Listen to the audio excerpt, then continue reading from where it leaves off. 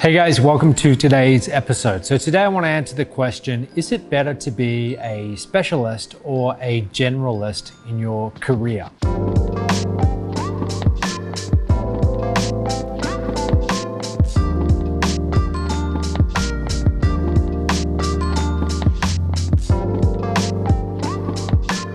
And my answer is in two parts. Number one, if you are running the show, in other words, you are a high-level manager or you're even the owner, in that case, it is definitely better to be a generalist. In other words, to know a lot of little things about a lot of different things.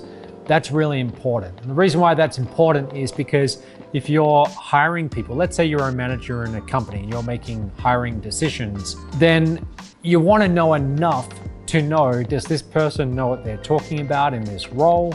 And you know a little bit about everything. However, if you are a person who you're just focused on your career, you're not a manager, you're 100% focused on your career, it is far better to be a specialist in just a few important things. And let me explain why. This is a really good analogy. I'm sure you've heard of it by Bruce Lee. He says, I fear not the man who knows 10,000 kicks. I fear the man who's practiced one kick 10,000 times.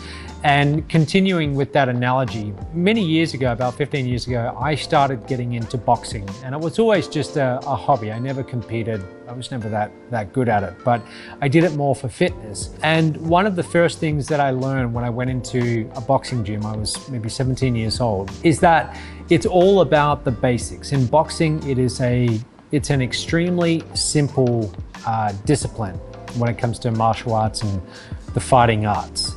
It's very simple. The punches are very simple. There's not too many. You're not involving kicks. You're not kneeing. You're not elbowing. You're not grappling on the ground or anything like that. It is very simple punches practiced so many times over that a good boxer who's been training in the gym for a long time and just that constant repetition has been drilled, they really specialize in those few strikes. So if you put a boxer's jab, right, against any other discipline, any other martial arts, and you compare it for speed and power and just how effective it is, nothing else would even come close to it. No other discipline would even come close. And the reason is the boxer has practiced those few simple movements over and over and over.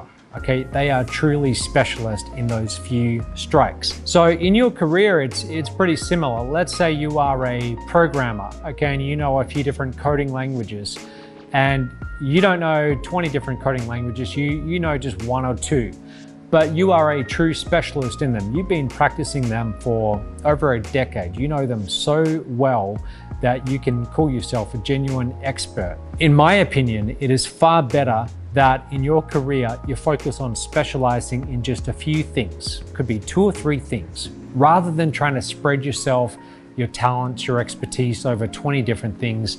Focus on getting really, really good at a few things. I believe that you will have better career prospects. You will go much further, and there will be much greater rewards for you.